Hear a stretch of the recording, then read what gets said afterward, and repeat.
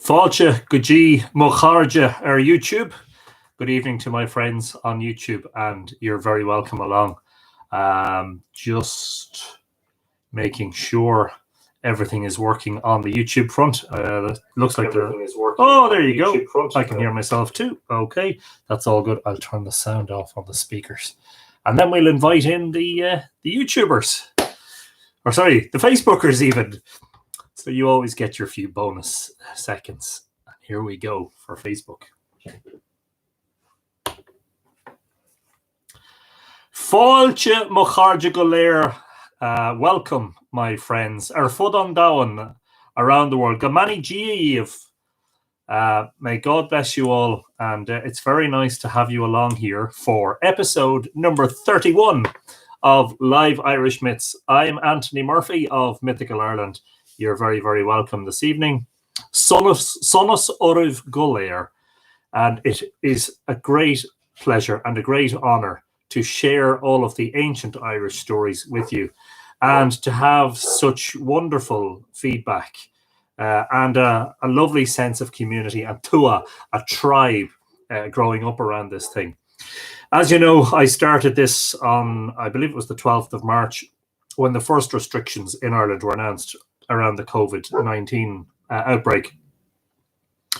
And it was announced yesterday that our semi-lockdown situation is to persist for another 3 weeks until at least the 5th of May, until Bealtaine.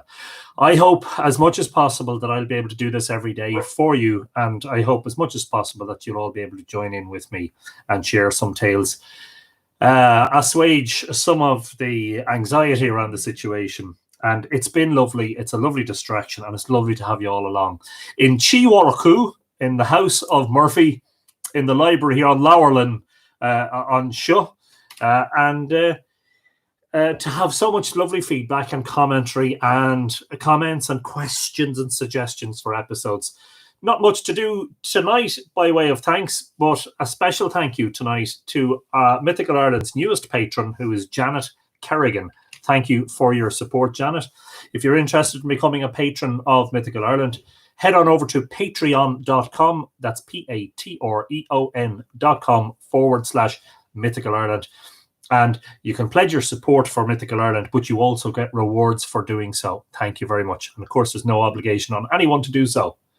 Tonight, we are going to be delving a little bit into Cúchulainn/Sétanta, who is a very, very famous character of Irish mythology in the Ulster cycle of tales, and in fact dominates the Ulster cycle. The Ulster cycle would barely exist without him. And I'm pleased to say that Cúchulainn is a character who is very much strongly associated with the area in which I live, the ancient plain of Muirhevna, today known mostly as the county of Louth, Cundanalu, named after Lugh, his supernatural father. And of course, he had his castle at Dundalgan, which is Dundalk, just 21 miles in that direction towards the north of us here. It's been a fabulous day here in Éire. It's been fabulously sunny and warm. And I did some gardening today. I hope that you're all keeping safe, and that in the what they call social distancing, but they should have called physical distancing, that you're keeping apart from people, but that you're nicely connected with people at the same time. And aren't we lucky that we have the technology to enable us to tell stories together from different parts of the world? Anyway, let's crack on with the hellos and the comments. Erica Rivertree is the first of the viewers to say hello on YouTube. Hello, Erica. Lovely to have you along from Louisville in Kentucky. Hawthorne in the Glen says, my favorite story, Anthony, listening from Tyrone. Well, it's lovely to have you in Hawthorne. Fáilte. Julianne, the greedy vegan, says, hi from up north. Love your live videos. Thank you. Well, it's lovely to have you along, Julianne. Andrea Brittingham says, cheers from Washington State, USA. And I have to say, without any bias, that I think Washington State is our most represented state throughout the series so far in terms of location of viewers. I know we've had a fair few from New York and California But the Washington Staters seem to have a particular graw for Ireland. I heard a shot said, "We have liftoff. Happy Easter, Anthony, to you and yours, and the same to you and all of yours, of course. The strangest one in our lifetime. Thoroughly enjoying this. A lifeline, really. Thank you." Well, thank you for that, and I'm glad that you're enjoying it. Judith Nyland! Speaking of Washington Staters, Judith Nyland, my good friend, an author, an Irish-American, passionate about the Tuatha De Danann and her Irish heritage. Judith, it is so wonderful to see you on Live Irish Myths. Welcome to the Mythflix community, and hopefully you're here to stay. It is so good to see you. John Main, greetings, Anthony. My last live viewing, back to work on Monday, but we'll catch up later in the day. Well, I'm sorry to hear that, John. At the same time, I suppose it's good to be still working in the current crisis and getting an income. We completely understand, and hopefully you'll enjoy the catch-up on video. The Lucky Leprechaun is saying hello from Newfoundland, Canada, just across the water there. If I let a shout out, you might hear me across the waves. Andrea Brittingham, it's because the Emerald City loves the Emerald Isle. Nice one. Aoife O'Cahan, greetings from Belfast. Good evening to you. Oh, dearie me, we have a lot to catch up on Facebook. Okay, the very first commenter on Facebook is Dwayne Sharp, who says, wonderful, thank you. You're welcome along, Dwayne. Aaron Durrett, greetings, beloved Tua and Professor Anthony. Good evening to you, Aaron. Lovely to have you along. Tracy O'Connor says, wouldn't miss it. Hi, all. Hello, Tracy, and good evening to you. Melanie Lynn is watching. Melanie, always good to see you. I hope that you are safe and well. Helen Guinan, hello, everyone. Crown. Everybody has to genuflect when Helen enters the room. HRH. Barbara Barney says, hi, Anthony. Hello, Barbara. Margaret Ring, good evening, everyone. Hi, Margaret. Welcome back. Lovely to see you. Dwayne Sharp. Judith Lockwood. Calling in his friends. Don't forget to spread the word. Mandy McCurl. Faskerwa. Kianmar Ha Shiv. Okay, you may have to translate some of that. My Irish isn't good enough, although I am getting lessons. Henry Paddy Shearman, can't tune in tonight. Much love. We'll catch up later. Take care to her. No problem, Henry, and hopefully you'll enjoy the catch up later on. Barbara King says, GE of everyone from Vermont. Lovely to have you along, Barbara. Giaguch. Julianne Osborne is watching. Hello, Julianne. Richard O'Neill is calling in his friends as well. Yes, spread the word. Michael and Jeanette are watching from Princeton, New Jersey. A very good evening to you both. Vicky Wallace-Southall, hello, my lovely friends. Hello, Vicky. Good evening to you. Alan Bryant, good day, Anthony. Greetings from Rhode Island, from the smallest state in the United States to the smallest county in Ireland. Lovely to have you along, Alan. Patricia McAteer is watching, one of our locals based in Omeath in County Louth. Yes, it's saving my sanity, says Vicky. Good for it. Adele Perth, good morning. Yay, I made it. Good day, mate. I wonder what time of the day it is. I think it's 6 a.m. In Australia, Adele. I know, I think you're on the east. You may not be. Your name suggests you're on the west, but I don't think so. Melanie Lynn, hi, Anthony and all. Debbie Como is saying, hello from New Brunswick, Canada. Love Ireland and your videos. You're very welcome, Debbie. It's great to have you, and I'm glad to hear you're enjoying it. Deborah Hetland is in Wisconsin in the USA and says hi. Hello, Deborah. Vicky Wallace-Southall says, woohoo, West Coast. A lot of West Coasters. Daniel, more West Coast United States watchers than West Coast Ireland. Hello, folks, says Daniel Welch. Good to be here live for once. Daniel, great pleasure to see you here on the live feed. Libby Wagner is in Washington State. We in Washington State love Ireland. Hello, Libby. Julie Malden is watching from Las Vegas. Viva Las Vegas, Julie. It's a great pleasure to see you. Eva Anderson says hi. Hi, Eva. Lovely to have you along. Patricia from Omeath says, hello from Omeath. And when I was young, I lived in Dundalk with Cuchulainn's Castle at the back of the wall behind us. The back of the wall. Oh, yeah. The local place names in Ireland are class, aren't they? Alex Casterton. Hey, Anthony. Hello to her. Lovely to have you along, Alex. Gabby Irazabal Hanivi says, Argentina. Fantastic stuff. I heard it's a little bit cold in Argentina. It's bordering on Chile. Oh, I promise I won't do that again. Good evening to you, Gabby. Nice to have you along. And I promise terrible jokes are not my forte. Actually, they are my forte. They're so terrible, nobody laughs. Maeve Fiona Callahan. Hello, mythic friends from Oregon. Hello, Maeve. How are you? Caro Lims is in Chihuahua in Mexico. Love Ireland. Lovely to see you, Caro. And that sounds like Cara, friend. Great to have you in there. Anne MacDonald is watching, our good friend from the north of the county. Anne, I hope life is treating you well and that you are safely isolated and in good form and healthy. It's great to see you. Eve Talbot Rose says, thank you, you're welcome. Aaron, we should all have a Washington two-up meetup when this is all over. Count me in, Aaron. Absolutely. I would get on a plane tomorrow if I was able and go and see all my friends in Washington State. And lovely to see Judith Nyland watching.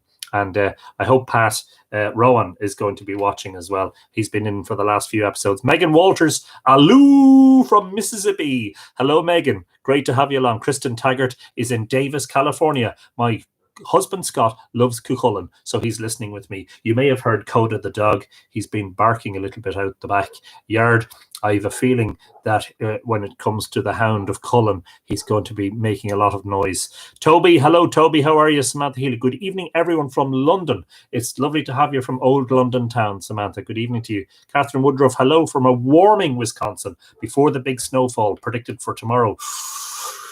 Ooh, don't send it over here. Shamie McCarville, hi Anthony, and evening to all. Hi Shamie. Desiree Riley is saying greetings from Louisiana. Great to see you, Desiree. Thank you for popping in. Pamela Walters is in the Netherlands. I wrote an academic essay on Cuchulainn's wasting sickness or Emer's only jealousy, Surgliga con Cullen this year. Fantastic, Pamela. Maybe we'll get a chance to read that online at some stage. Adina Sparks says hello from New Mexico in the USA. Great to see you along, Adina. You're very welcome. Federica Guy, greetings from Torino, Italy to everyone. I'm going to try and take a screenshot. I've never taken a screenshot while I've been... Can I do that without causing chaos? Oh! Okay, I'm not going to do that again. It turns out that I paused the broadcast. Federica Guy, hi Anthony, greetings from Torino, Italy to everyone. Hello Federica, great to see you again. I hope you are getting on top of things over there with the COVID-19 situation. I know it's been particularly bad there. All our best wishes to you. Aaron Durrett, Vashon is the Celtic. And there you go. Robin Heath Shepherd is in Austin in Texas. Lovely to have you along, Robin. Vicky, wouldn't that be awesome for a meet and greet after this is over? Absolutely. Peter Kelly, Tronolnawa, Aguiv, O Bel Ferriste, Peter, a pader, tá fáte roth a nocht. Joan Rankin says hello from Cape Breton Island. Joan, a top fan of Mythical Ireland. Lovely to have you in the house. Pedro, buenas noches desde Madrid. Greetings from Spain. Lovely to have you here, Pedro. Fantastic. Anna Pitarina, good evening, Anthony. Hope you and everyone having a pleasant evening. Warm wishes to all. Have a happy and blessed Easter from Cappamore in County Limerick. And the same back to you and all your loved ones, Anna. Brian Boylan says, hiya. Hi, Brian. Lovely to have you in here. Carol Barrett says, hi, all. Hello, Carol. Hi, Anthony, says Anne MacDonald from the Cooley Shining Ones. Absolutely. Lovely to see you, Anne. Hope you're well. Mandy McCurl, how is everyone? All good this side. Pull up a chair with a dram. Absolutely. Let's pretend we're around a roaring fire in a lovely old whitewashed thatched cottage out west somewhere. And we're all in for the evening. It's been a beautiful day, and we're all in for the evening for a bit of scéalta agus crack agus a long dinner sa teach a nocht. Nick Eska Casterton, good evening, Anthony. Hello, Nick. Lovely to see you back again. Diane Devine is in Colorado. Nice to see you, Diana. Yvette Tillema, I shared with the Society of Celtic Shamans. Hi, Cade Mila Folge. Fantastic stuff. Welcome to all the shamans. Muriel Savary is in Quebec in Canada. Fantastic. Lovely to see you, Muriel. Matt Byrne is watching. Hi, Matt. The most local of our viewers so far in Drogheda here in Glannabonia in the Boyne Valley. Hello, everyone. Thank you very much, Anthony, for the Mythical Ireland book, which I received in the post this morning. Mariana, thank you, and I hope you really, really enjoy it. Elisabetta Gavetti is saying greetings from Italy. Hello, Elisabetta. So lovely to see you and all of our Italian friends. Adele says it's 4:30 a.m. in Adelaide. No more daylight savings. 5 a.m. in Sydney. Okay, I must change those times then. It's 5 a.m. because I normally say 6 a.m. in Sydney. I wonder does that apply to Wellington too? It says 8 a.m. in Wellington. Maybe that should be 7 now. But anyway, thank you for that heads up, Adele. Lovely to see you. And fair play to you for getting up at 4:30 in the morning. Know the region where Sétanta is from very well, says Samantha Healy. Good stuff. Okay, Mary Burgess is in Massachusetts. Love your talks. Thank you, Mary. Very great pleasure to share them with you. Adam McCormick says, hi, sir. Hi, Adam. Welcome along. Andreas Haas says, hello from Germany. Stay safe, you all. And the same to you, Andreas. Lovely to see you. Cuiva Malloy Giagwich from Wisconsin. August Gias Muragwich, Cuiva. Nice to have you along. Chili joke was straight out of a Christmas cracker, says Daniel. Yeah, it was terrible, wasn't it? I promise I won't do that again. Brasilia. Lisa O'Hare is a Sligo girl living in Winchester, Hampshire. Great to see you, Lisa. Tá fáilte roat anucht. Avril Borthery is in Ontario. Sorry, some of the names are against the backdrop of the books, and it can be hard to read some of the messages. Hello from Ontario. Hello, Avril. Desira Riley. Maybe we can have a meetup of the whole Mythflix when all this is over. Sounds like a great plan. Kathleen Knapp Talarico is in NC, North Carolina. Hello, Kathleen. Lovely to see you. Elaine Duff Kopetsky is in Quesnel in British Columbia. Still lots of snow here. Happy Easter to you. Happy Easter to you. Atá launch snachta a gut, Elaine. Hopefully it will start to melt soon and you'll get some nice spring weather. Ronan Corrie is in Tyrone. A few Tyrone viewers tonight. Hello, Ronan. Brian Bowler is in touristless Killarney, home of the Dinnie's Bridge, the source of Tiernanog. Hello, Brian. Yeah, we're all touristless at the moment, but sure, look, it'll all come back again, you know. William Butch King is in Arkansas. Hello, William. Dan Johnson is in Nash Vegas. Hello, Dan. How are you? Rhonda is in Los Angeles. Hello, Rhonda. It's fabulous to have you. Jim O'Pecker says hello. Hello, Jim. Are you a Star Trek fan? Hi, Anthony from Catherine Wall McManus, August Tua. Lovely to have you along, Catherine. Roisin O'Connor Lawrence says Brighton via Dublin. Hello, Roisin. Good evening to you. Sue Turner, hello from the Highlands. Hi, Sue. Very nice to have you along. Tanya Noble is in Illinois. Hello, Tanya. Jerry Lyons, Conostatu, Fredericksburg, Virginia, USA. Great to see you this evening, Jerry. Anne Pierce is in London. Hello, Anne. Anne without an E, like my wife, A-double-N. Lovely to have you along. Demi Woe is in Colorado. Beautiful day here, as it is here in Ireland. Lovely to see you, Demi. Alan May, thank you for your videos. You're very welcome, Alan. Christopher Weidner says hello from Munich. Hello, Christopher. Welcome back again. Pat Rowan is watching. Good afternoon, Anthony. Good afternoon, Pat. We have a few viewers from Washington State this evening, including my good friend, the author Judith Nylan, who is watching on YouTube. Great to see you all. Angela Quinlan, loving these episodes. Hi from Dublin. Hello, Angela. Alan May is in Lynchburg, Virginia. Hello, Alan. Lorna Evers Monaghan is in Slane, Ballish, Lanya. Lovely to see you, Lorna. And you're one of the regulars. I to see you around the sites and, of course, the online sites. Take a breath. And on YouTube. BV Armstrong. Snellville, Georgia, near Atlanta. Hello, BV. You're very welcome along this evening. Sarah Clare. Hi from Dublin, Anthony. Yes, a beautiful day today. Aaron Gobra. Indeed, Sarah. Niall McConnell, the Irish Patriot, says hello from Donegal. Niall is in Donegal. Andrea Brittingham. Niall, Donegal is up there with one of my favourites. I'm said to have ancestry there. What a beautiful part of the world Donegal is. Bridie Redbud says, glad to catch you live this Saturday. Bridie in Ohio, US. Fantastic. BV Armstrong wants to know, what does Judith write? Well, let's take a minute.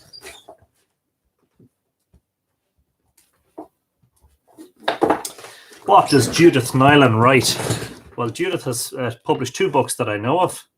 One is called A Legacy of Wisdom, The Genius, Power and Possibility of Ireland's Indigenous Spiritual Heritage, with a strong focus on the likes of the Tuatha Dé Danann and the Brehon Laws. A beautiful book.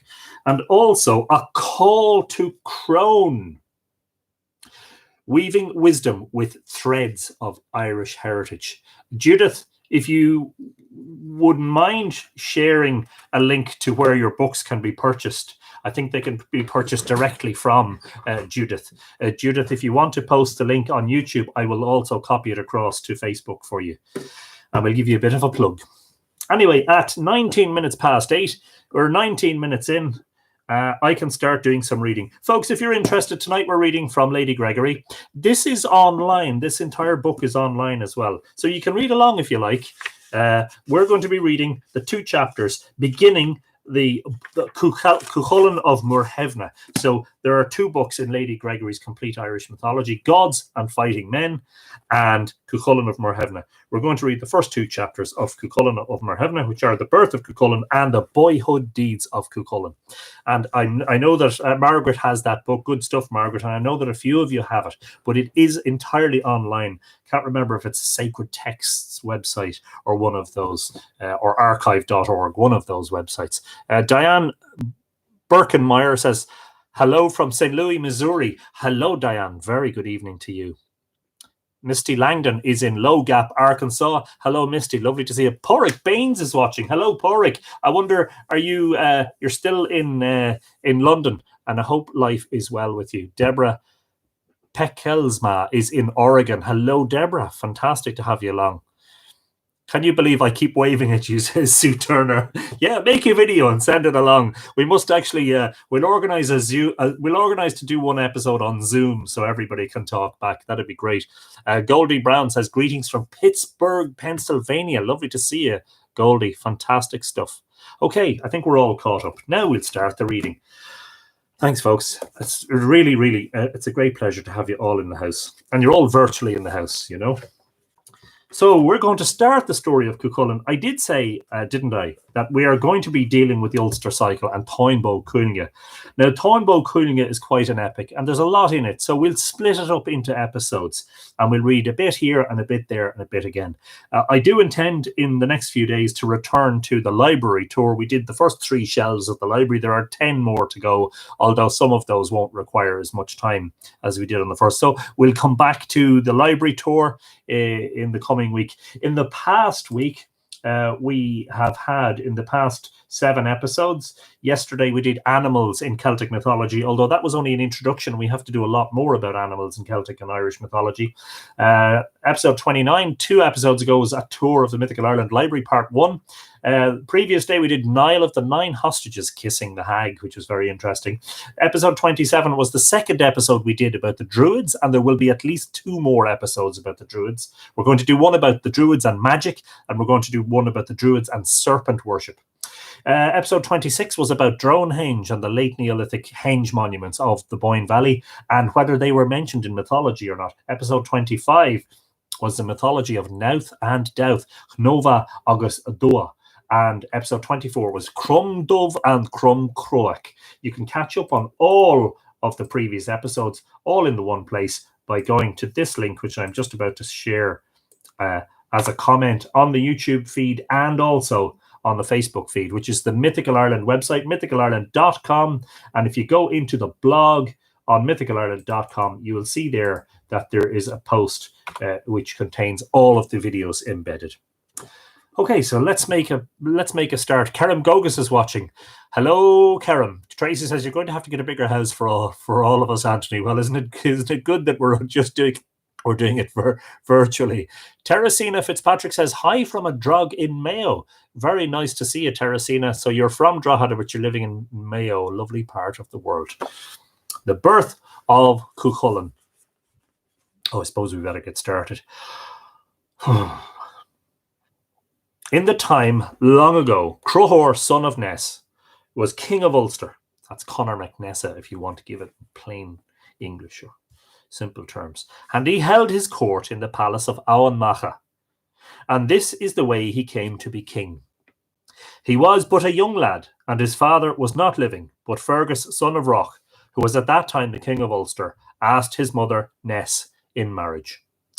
Now Ness, that was at one time the quietest and kindest of the women of Ireland, had got to be unkind and treacherous because of an unkindness that had been done to her, and she planned to get the kingdom away from Fergus for her own son.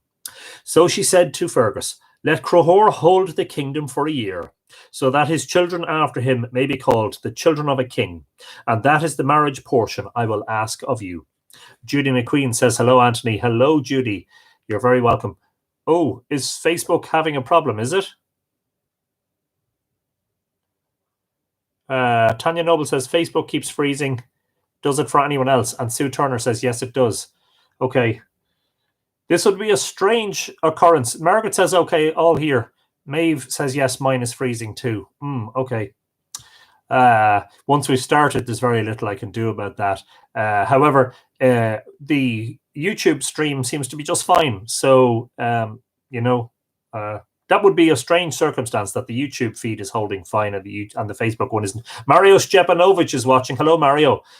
You are definitely the nearest of the viewers. Mario lives close at hand. I hope you're keeping well, Mario. You may do that, the men of Ulster said to him. For even though Crohor gets the name of being king, it is yourself that will be our king all the time. So Fergus agreed to it, and he took Ness as his wife, and her son Crohor was made king in his place. But all through the year, Ness was working to keep the kingdom for him, and she gave great presents to the chief men of Ulster to get them on her side. We call those bribes these days, political bribery. And though Crohor was but a young lad at that time, he was wise in his judgments and brave in battle and good in shape and form, and they liked him well. And at the end of the year, when Fergus asked to have the kingship back again, they consulted together, and it is what they agreed, that Crohor was to keep it. And they said, it is little Fergus thinks about this, when he was so ready to give up his rule over us for a year, and let Crohor keep the kingship, they said, and let Fergus keep the wife he has got. Now it happened one day that Crohor was making a feast at Owen Macha for the marriage of his sister Dechtere with Sultan, son of Roig. Or Sultan MacRoth, I would have pronounced that, son of Roch. And at the feast, Dechtere was thirsty, and they gave her a cup of wine. And as she was drinking it, a mayfly flew into the cup, and she drank it down with wine. Reminds us a little bit of some aspects of the story of the wooing of Etain, Tuchmark Etain. And presently she went into her sunny parlour, and her 50 maidens along with her, and she fell into a deep sleep. And in her sleep, Lew of the Long Hand appeared to her, and he said, it is I myself was the mayfly that came to you in the cup. And it is with me you must come away now, and your 50 maidens along with you. Okay, we're having a severe problem now on Facebook for a change. Okay. I'm going to paste in the link to the YouTube feed on the Facebook as a Facebook comment, because some of the Facebookers are saying it's frozen for them. Okay, so the link is there. Hopefully some of you can watch on YouTube. It is I myself was the mayfly that came to you in the cup, said Lew Lawfodda. And it is with me you must come away now, and your 50 maidens along with you. And he put on them the appearance of a flock of birds. And they went with him southwards till they came to Brunebonia, the dwelling place of the Sidhe. And no one at Owen Macha could get tale or tidings of them, or know where they had gone, or what had happened to them. It was about a year after that time, there was another feast in Owen, and Crohor and his chief men were sitting at the feast. And suddenly they saw from the window a great flock of birds that lit on the ground and began to eat up everything before them, so that not so much as a blade of grass was left. Just double check here everything now, make sure that...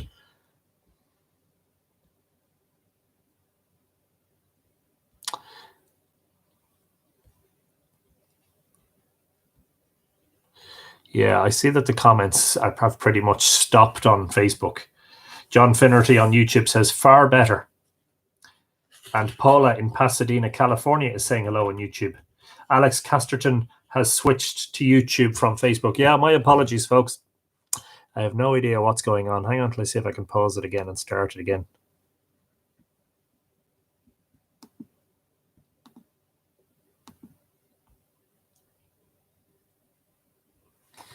Okay, I paused it and resumed it there.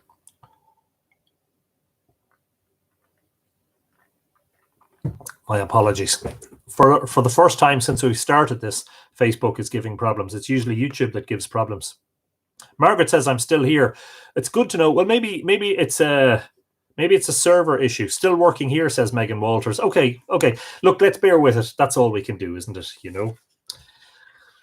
Still here too, says Teresina, and Carol Barrett says it's fine here. So it seems to be just affecting some people. So hopefully most of you. And Lorna says okay here too. Okay, well, we'll keep going then. We'll keep going. It was about a year after that time. There was another feast in Owen, and Crohor and his chief men were sitting at the feast. And suddenly they saw from the window a great flock of birds that lit on the ground and began to eat up everything before them, so that not so much as a blade of grass was left. The men of Ulster were vexed when they saw the birds destroying all before them, and they yoked 9 of their chariots to follow after them. Crohor was in his own chariot, and there were following with him Fergus, son of Roch, and Lera Bodach, the battle winner, and Kelhar, son of Ehakar, and many others, and Bricrew of the bitter tongue was along with them. Some fantastic names. They followed after the birds across the whole country southward, across Sliabh Fuad, by Aut Lehan, by Aut Garach, and Maigossa, between Fur Rush and Fur Arde, which are place names we mentioned in the episode about the High Man, and the birds before them always. They were the most beautiful that had ever been seen. 9 flocks of them were there, linked together 2 and 2 with a chain of silver. And at the head of every flock there were 2 birds of different colours, linked together with a chain of gold. And there were 3 birds that flew by themselves, and they all went before the chariots to the far end of the country until the fall of night, and then there was no more seen of them. And when the dark night was coming on, Crohor said to his people, "It is best for us to unyoke the chariots now, and to look for some place where we can spend the night." Then Fergus went forward to look for some place, and what he came to was a very small, poor-looking house.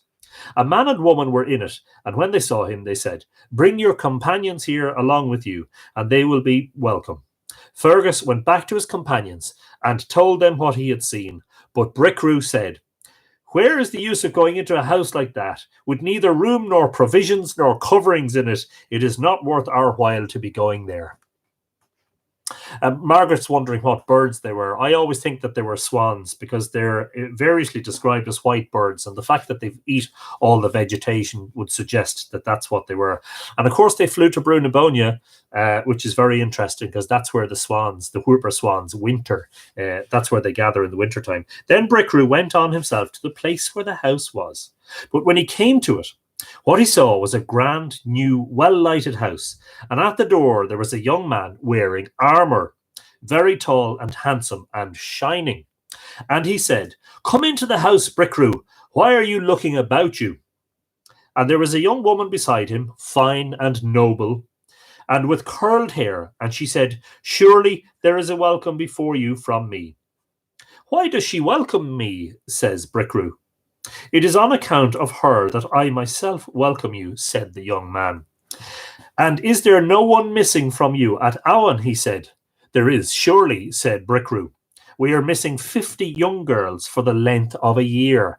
And it's interesting too, isn't it, that they were missing for a year, and it is probable they were in the form of swans. And Care, who was Angus' lover, who we covered in one of the early episodes, Ashlinga, Anguso, would take the form of a swan for a year and then revert to the form of a woman for a year before turning into a swan again.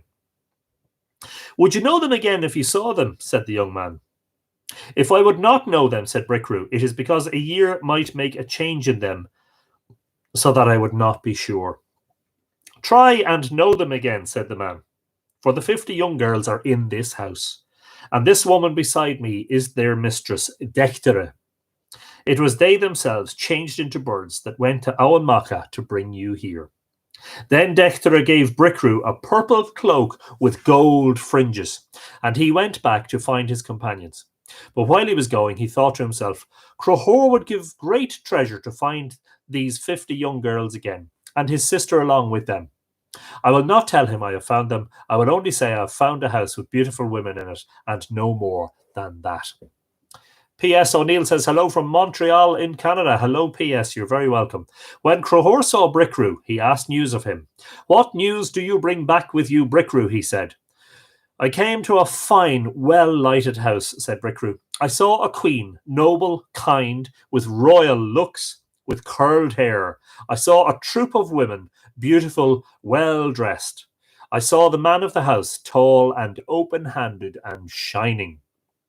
Let us go there for the night, said Crohor. So they brought their chariots and their horses and their arms. And they were hardly in the house when every sort of food and of drink, some they knew and some they did not know, was put before them, so that they never spent a better night. And when they had eaten and drunk and began to be satisfied, Crohor said to the young man, Where is the mistress of the house, that she does not come to bid us welcome? You cannot see her tonight, said he, for she is in the pains of childbirth. So they rested there that night, and in the morning Crohor was the first to rise up. But he saw no more of the man of the house, and what he heard was the cry of a child. And he went to the room it came from, and there he saw Dechtere and her maidens about her, and a young child beside her. And she bade Crohor welcome, and she told him all that had happened there, and that she had called him there to bring herself and the child back to Awan Macha. And Crohor said, It is well you have done by me, Dechtere. You gave shelter to me and my chariots. You kept the cold from my horses. You gave food to me and my people, and now you have given us this good gift.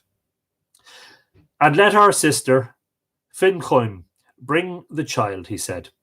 No, it is not for her to bring him up, it is for me, said Senka, son of Ailil, chief judge and chief poet of Ulster. For I am skilled, I am good in disputes, I am not forgetful, I speak before anyone at all in the presence of the king, I watch over what he says, I give judgment in the quarrels of kings, pardon me, I am judge of the men of Ulster, no one has a right to dispute my claim but only Crohor. If the child is given to me to bring up, said Blee, the distributor, he will not suffer from want of care or from forgetfulness. It is my messages that do the will of Crohor. I call up the fighting men from all Ireland. I am well able to provide for them for a week, or even for 10 days. I settle their business and their disputes. I support their honour. I get satisfaction for their insults. You think too much of yourself, said Fergus. It is I that will bring up the child. I am strong. I have knowledge. I am the king's messenger. No one can stand up against me in honour or riches. I am hardened to war and battles. I am a good craftsman. I am worthy to bring up a child. I am the protector of all the unhappy. The strong are afraid of me. I am the helper of the weak. It's interesting at Easter time. The helper of the weak, huh? If you will listen to me at last, now you are quiet, said Amergin. I am able to bring up a child like a king. The people praise my honour, my bravery, my courage, my wisdom. They praise my good luck, my age, my speaking, my name, my courage, and my race. Though I am a fighter, I am a poet. I am worthy of the king's favour. I overcome all the men who fight from their chariots. I owe thanks to no one except Crohor. I obey no one but the king. And it looks like a few more people are off to YouTube. Interesting, because some people are fine on Facebook. I don't know what's going on. But anyway, it sounds like the men are having an ego battle here, doesn't it? Then Senka said, Let Finchoim keep the child until we come to Awan, and Moran the judge will settle the question when we are there. So the men of Ulster set out to Awan, Finchoim having the child with her. And when they came there, Moran gave his judgment. It is for Crohor, he said, to help the child to a good name, for he is next of kin to him. Let Senka teach him words and speaking. Let Fergus hold him on his knees. Let Amergin be his tutor. And he said, This child will be praised by all, by chariot drivers and fighters, by kings and by wise men. He shall be loved by many men. He will avenge all your wrongs. He will defend your fords. He will fight all your battles. And so it was settled, and the child was left until he should come to sensible years with his mother Dechtere and with her husband Sultan. And they brought him up on the plain of Morhevna, and the name he was known by was Sétanta, son of Sultan.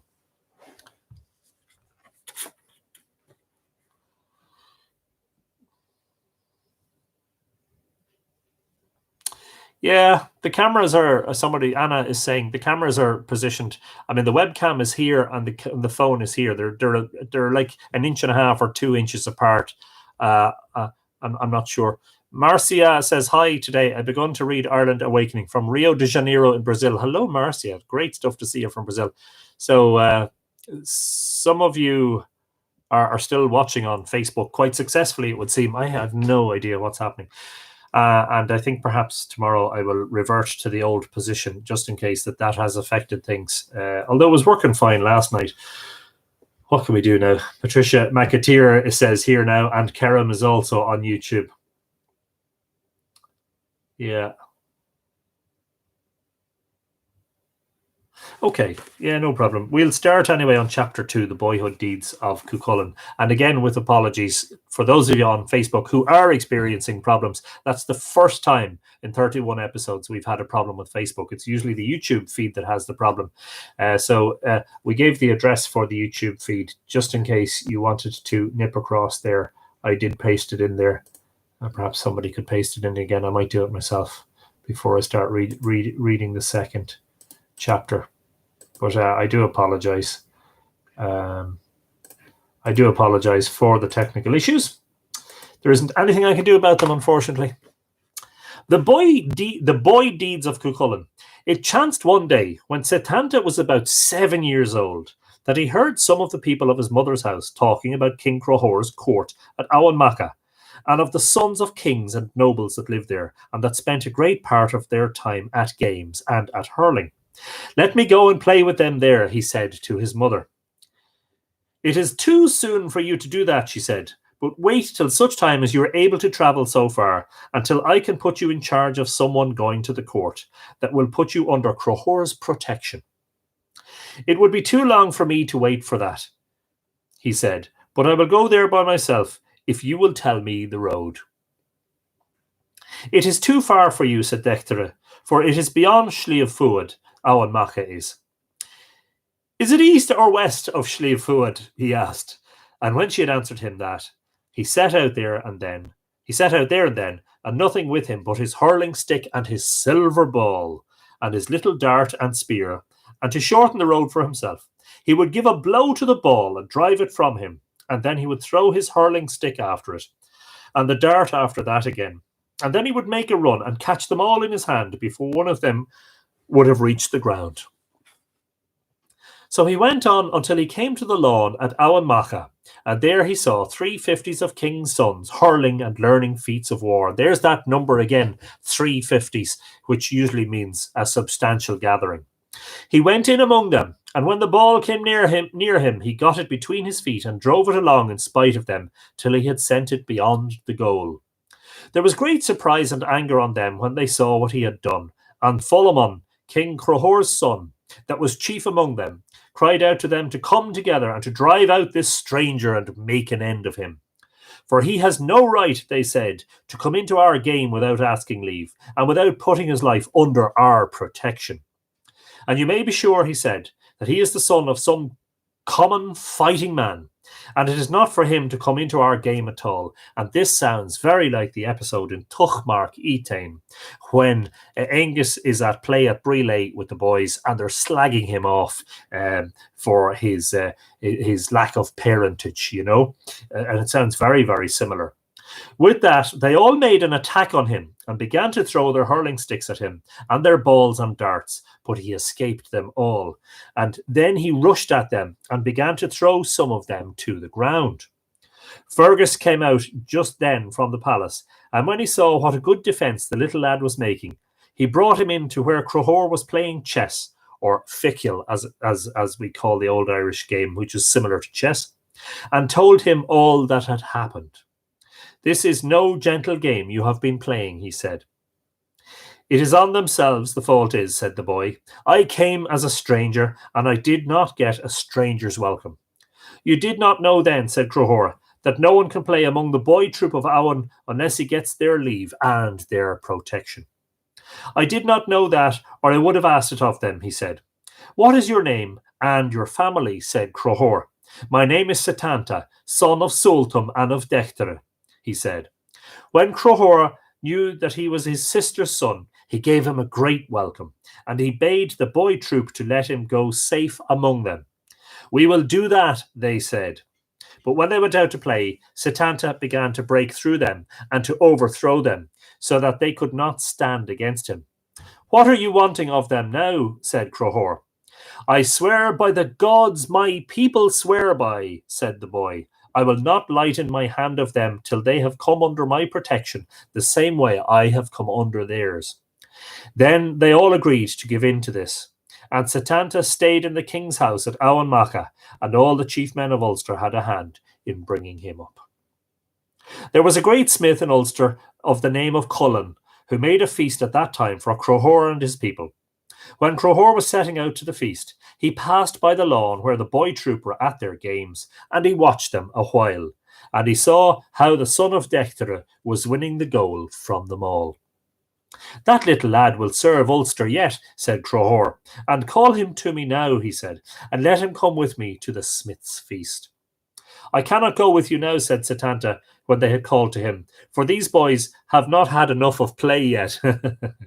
"It would be too long for me to wait for you," said the king. "There is no need for you to wait. I will follow the track of the chariots," said Sétanta.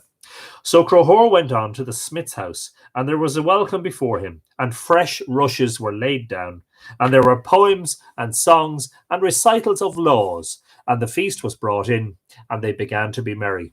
And then Cúchulainn said to the king, "Will there be anyone else of your people coming after you tonight?" "There will not," said Crohor, but he forgot that he had told the little lad to follow him. "But why do you ask me that?" he said. "I have a great fierce hound," said the smith, "and when I take the chain off him, he lets no one come into the district with himself, and he will obey no one but myself, and he has in him the strength of 100. "Loose him out," said Crohor, "until he keeps a watch on the place." So Cúchulainn loosed him out, and the dog made a course round the whole district, and then he came back to the place where he was used to lie and to watch the house, and everyone was in dread of him. He was so fierce and so cruel and so savage. Just checking up on comments.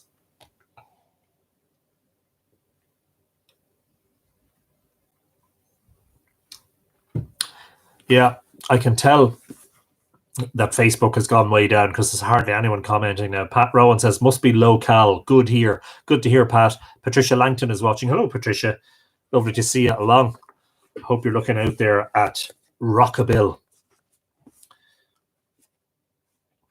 Now, as to the boys at Owen, when they were done playing, everyone went to his father's house or to whoever was in charge of him.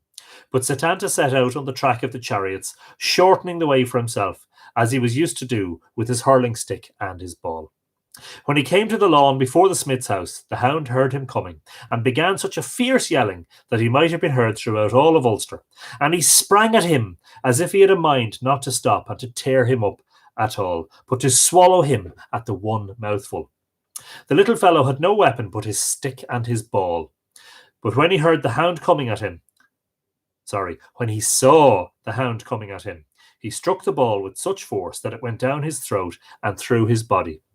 Then he seized him by the hind legs and dashed him against a rock until there was no life left in him. When the man feasting within heard the outcry of the hound, Crohor started up and said, "It is no good luck brought us on this journey, for that is surely my sister's son that was coming after me, and that has got his death by the hound." On that all the men rushed out, not waiting to go through the door, but over walls and barriers as they could. But Fergus was the first to get to where the boy was, and he took him up and lifted him on his shoulder and brought him in safe and sound to Crohor, and there was great joy on them all. But Cúchulainn the smith went out with them, and when he saw his great hound lying dead and broken, there was great grief in his heart, and he came in and said to Sétanta, "There is no good welcome for you here. What have you against the little lad?" said Crohor. And just as I'm speaking about the hound, my own hound is barking outside. "It was no good luck that brought him here, or that made me prepare this feast for yourself, king," he said.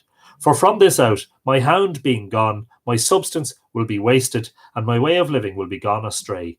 And little boy," he said, that was a good member of my family you took from me. For he was the protector of my goods and my flocks and my herds and of all that I had. Do not be vexed on account of that, said the boy, and I myself will make up to you for what I have done. How will you do that? Said Crohor. This is how I will do it. If there is a whelp of the same breed to be had in Ireland, I will rear him and train him until he is as good as the hound. He is as good a hound as the one killed. And until that time, Cullen, he said, I myself will be your watchdog to guard your goods and your cattle and your house. You have made a fair offer, said Crohor. I could have given no better award myself, said Copad the Druid. And from this out, he said, your name will be Cúchulainn, the Hound of Cullen. I am better pleased with my own name of Sétanta, son of Sultan, said the boy. Do not say that, said Copad, for all the men in the whole world will some day have the name of Cuchulainn in their mouths. If that is so, I am content to keep it, said the boy. And this is how he came by the name Cuchulainn. And I do apologize again. The numbers of viewers on Facebook is declining steadily, an indication of the technical problems that some of you are having, although not everyone. Drudo Casto says, my hound is sleeping now. P.S. YouTube is working fine. And Mandy McCurl says YouTube is much better tonight. Yeah, again, apologies for that. There's actually more. There are 50 viewers on YouTube and 37 on Facebook, which is very unusual. Usually the higher figures are on Facebook. So apologies again, folks. I'm sorry for the technical problems. I don't know what's causing it. It might be a network issue somewhere along the line. It might be a Facebook server issue somewhere along the line, but I do apologize. If there are questions or comments, I'll take them. We will come back to the story of Cuchulainn and the rest of his boyhood deeds, and of course, proceed further into the Ulster cycle and the story of Toynbee Cúchulainn sooner rather than later. It would be my great pleasure to do so. At 9 o'clock, in about 10 minutes' time, we have a special window display here to thank all of the frontline staff, the health workers, the doctors and nurses and the hospital staff, and all of those who are caring for the elderly in care homes, and all of those who are looking after the sick at the moment. At 9 o'clock, everybody is lighting up a special light, whether it be a candle or a window light, to say thanks to them for their great work. And so we're very glad to take part in that. And so I'll be finishing a little bit earlier than normal tonight. We normally go over the hour, but tonight we'll be stopping short, just shy of the hour. But don't be afraid to throw a few comments or questions at us. And don't forget, as always, I'm open to further episode suggestions. It's just twilight here. It's starting to get dark, and it is 8 minutes to 9 p.m. here in Ireland. Not seeing very much in the way of activity on Facebook, which, as I say, is very unusual. We usually do get quite a lot of comments and questions on Facebook. But look, that's the first time in 31 episodes, so we can't complain too loudly. Maggie Lamont says, hello, I've been a viewer of your channel for a while because I love Irish mythology. Greetings from Nova Scotia. Lovely to see you, Maggie, in New Scotland, Nova Scotia. And Scotland was called after the Scoti, who are actually Irish. And the Irish and Scottish people have so much in common in language and culture. So we're only a short distance across the way from each other. Isn't it fantastic? Tanya Noble says, thanks for the lovely story. Have a good night all. Thank you, Tanya. And again, apologies for the technical issues. Excuse me. Hopefully that's a one-off and that won't happen again. But sure, look, what can we do, you know? Druda Casto, do you think Cuchulainn is classed as a Fila? Do we have Candle of Unity every Sunday at 7 p.m., Alex? I don't know what that word is, Alex. Fila. Perhaps you would expand on the question a bit. Damo Ward says, hi, Anthony, from the Barony Trua, North Monaghan. Hello, Damo. It's lovely to see you this evening in Muinachon from Cundaloo. Also, thanks again tonight again. Love Cuchulainn. Yeah, well, his story gets interesting, and without spoiling it, you know, it is indeed one of the great epics. It's up there with the Iliad. It's been described as the Irish Iliad, Toynbee Cúchulainn. Yeah, and there's absolutely no more comments on Facebook, which is extremely unusual. Normally there's a constant stream of comments and questions, etc. So anyway, what can you do? Folks, it's been great. Lou is the father and Sultan the stepfather. Yeah, well, Yvette, how you would put it is that Sultan is... I don't want to offend anybody's sensibilities. Sultan is Joseph, and Lu is the Holy Spirit, as it were. Lu is the supernatural, spiritual father, and Sultan is, the stepfather, or the one that he refers to as his father. Sétanta Mac Sultan. Fidla is said to be the Celtic werewolf curse. Yeah, I don't know much about that, Alex, to be honest. So that's something I'd have to do a bit of research on, to be honest. But sure, we could do that, Crystal Keith says, tipping my hat from Texas. Great to see you, Keith, in Texas. Always nice to have our viewers along from the States. And we've had a few in from different parts of Texas over the last few weeks. So there don't seem to be any more questions or comments. Unfortunately, are you not seeing the comments? That's a funny one now. Yeah, so there's definitely something going on. I'm not seeing the comments on the phone, but now I'm looking at this at the Facebook. I can see them. Thanks for a wonderful evening, says Samantha Healy. Listening to this, Lou Longhand. We'll do an episode on Lou as well, Samantha. Federica, I love your supposition that the birds could be swans. Well, I think they are described as white swans in some of the translations, Popped over to YouTube as well, said Samantha. Margaret, we are still here. You're not seeing the comments. The problem with the web-based video is that I can only see the top 4 or 5 comments. I can't see any more than that. Hang on a second till I... maybe if I try and expand that out.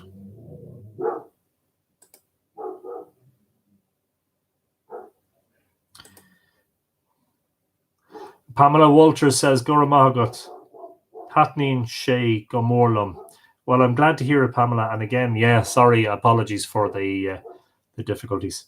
Maybe it's your phone, Anthony. Yeah, it could be my phone, Mark. I don't know what the story is tonight, but look, we'll hope to pick it up again tomorrow night, and hopefully everything. So there you go. If we have to do it again, we'll do it again. I'll actually read that whole episode again if necessary. So there's no problem. Don't be worried. Anyway, good night to everybody. Coda's barking. I'm going to bring him in. I think he needs to be fed to get his evening feed. Thanks everybody for watching. It's lovely to have you along as always. What was I going to say to you tonight? I had something prepared. I'm studying Irish. Sonus Orav Gulair. And that's happiness and good luck to you all.